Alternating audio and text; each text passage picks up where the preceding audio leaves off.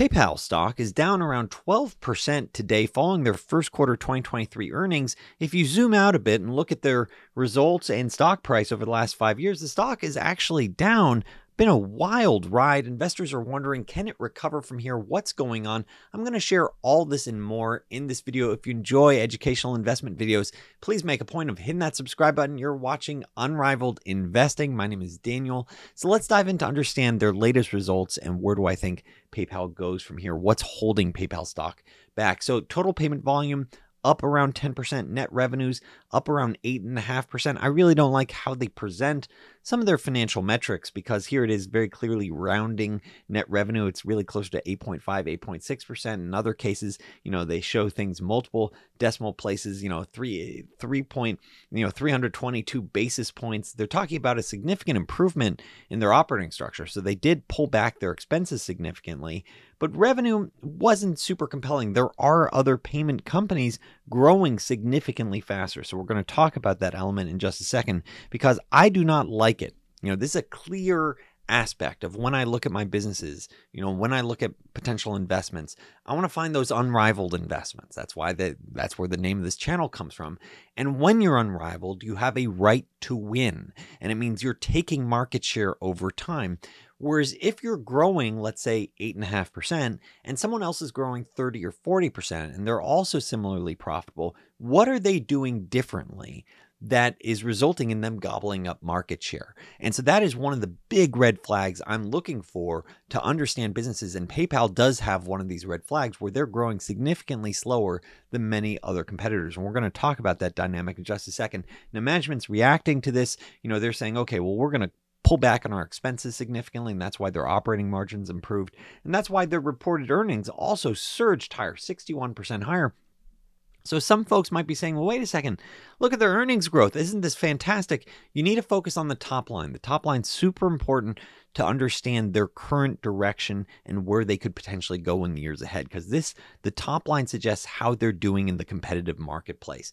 And when you look at the competitive marketplace and you think about their brands, so you have the brands that they own, like PayPal and Venmo, but they also have unbranded payment through Braintree. Braintree is the one that's growing significantly, whereas PayPal is really a stagnating brand. We'll talk about that in just a second. Now, Braintree, because it's an unbranded payment processor for a lot of different merchants out there, it's much, much lower margins versus the high margin PayPal. And so this is a story to keep, reflecting on, which is that I think management took the golden goose, which was PayPal. They had these really rich margins for small and medium-sized merchants, and they never really adapted to the changing marketplace with increasing competitors that were offering much lower take rates to do business online. And PayPal was sort of like, well, we could just keep screwing over these small merchants and, we'll make a whole bunch of different acquisitions. Their acquisition of Braintree, this unbranded payment processor at much lower margins, that is one of their saving graces right now. They did a bunch of other acquisitions, which we'll talk about in a second.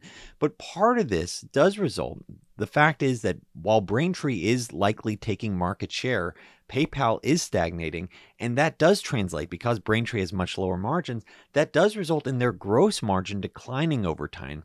And you could see how that's happened, from 2021 to 2020, a 5% drop in margins. Then you saw another roughly 3% plus drop, in the first quarter.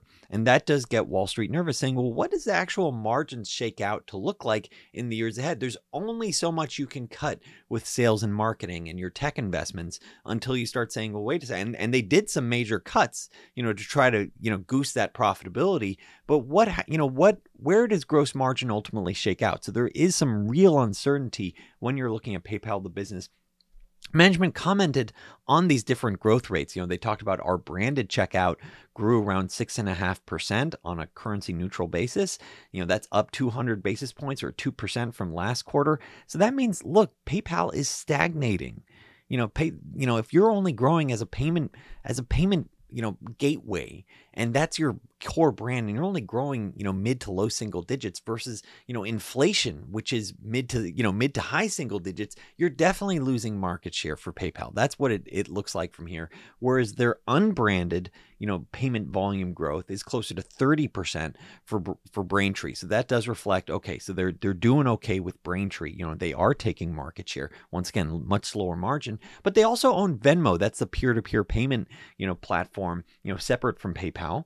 And that is only growing. They call out double digits, i.e. that means low teens, in management speaks, if they're not calling out the exact figure. And so if you're only really growing low teens versus, let's say, Square's or now Block's, Cash App, which is growing much faster than that, they're also losing share in the peer-to-peer payment transfer business as well. So it looks like they're just losing market share across the board. So you look at a business that's facing increased competitive pressures, and you have management that's not being straight with you, in my opinion, on the conference call saying like, look, we miss, the competition has gotten a lot tougher for us. Margins are going to go lower. By not leveling with shareholders and saying, hey, this is the new model and where we're going, it does create more uncertainty for the stock. Then you layer it into, hey, it's starting to catch up with the reality of this business where management's only guiding to effectively high single digit growth for this year, 6 to 7% revenue growth for the year. Still having huge stock-based compensation expenses, around $1.6 billion in stock-based compensation that they're talking about. So they're only guiding to single-digit top-line growth, which means they're losing market share. They have a high teens earnings multiple if you adjust for this $1.6 billion stock-based compensation. So management's still doing, phony, like let's add back billions of dollars of stock-based compensation to get this adjusted earnings figure, which is 100% nonsense in my opinion. So when you actually, include stock-based compensation, which is a real expense, the stock still trades at a, 18, 19 times earnings multiple for, growing at 6-7%. No wonder the stock is lower. These aren't the results that you'd want for a company trading at that multiple with facing real uncertainty.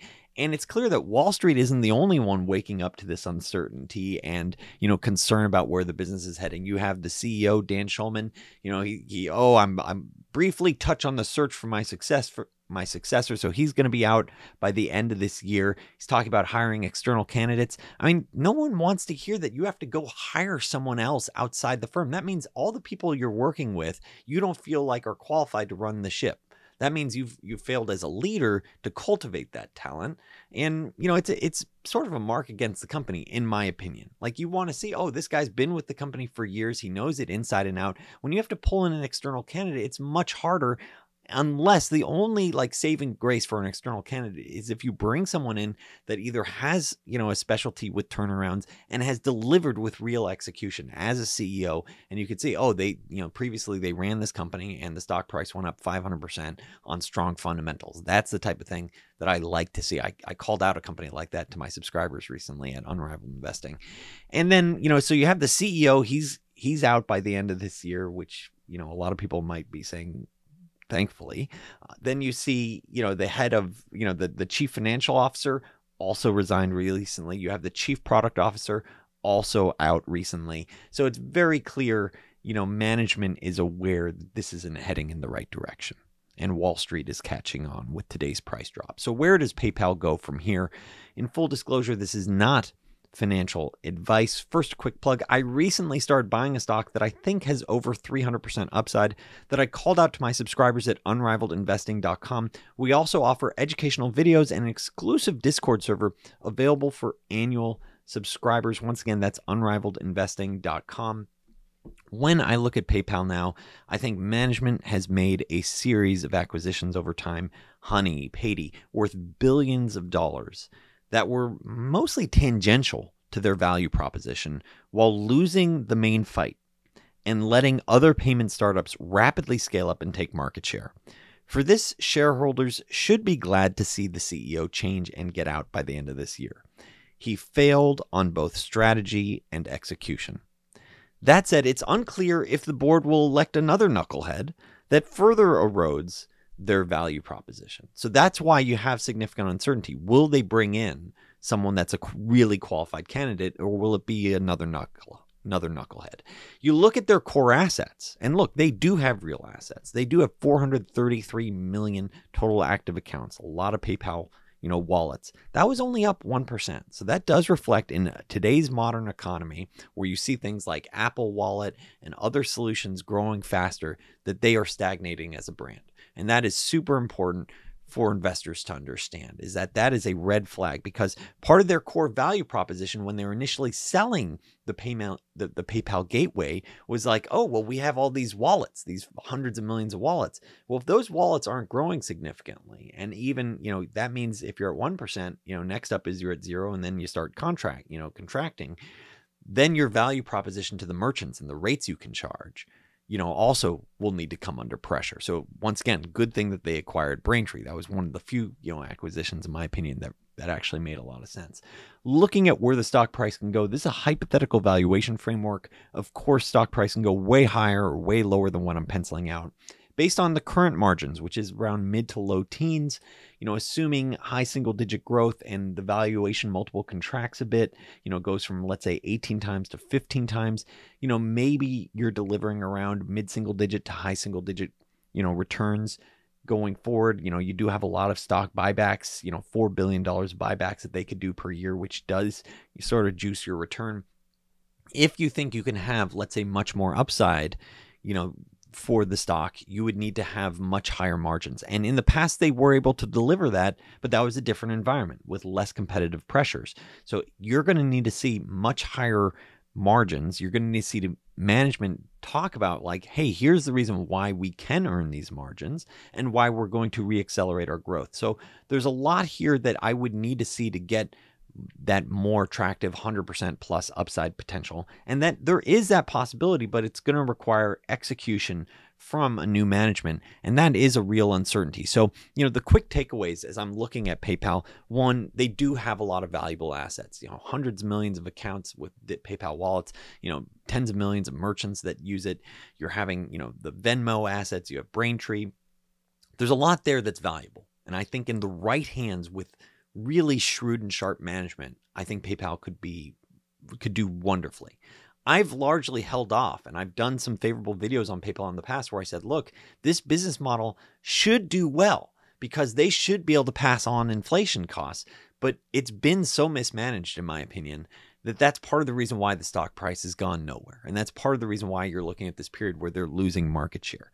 And so you have this significant uncertainty. Will it continue to be mismanaged? Will it continue to lose market share?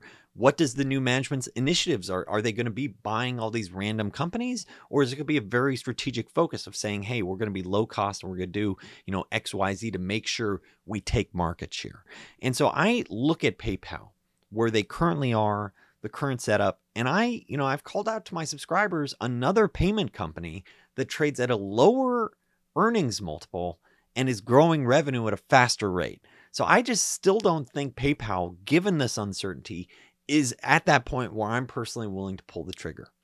I think there are better plays out there. Once again, I call out what I'm personally doing for my subscribers at unrivaledinvesting.com. But I think PayPal deserves at this point to be in the penalty box. Would it surprise me to see it up 100% over the next 5 years? It's absolutely possible, but it's going to require a new management and management that knows what they're doing, where they focus on really making sure their value proposition doesn't get further eroded, and they take the tough measures necessary to, hold up the business, start taking back market share, and say, hey, here's where our profit margins could be over time. If this video has been helpful for you, please make a point of hitting that thumbs up, hit that subscribe button. Thanks so much for watching Unrivaled Investing.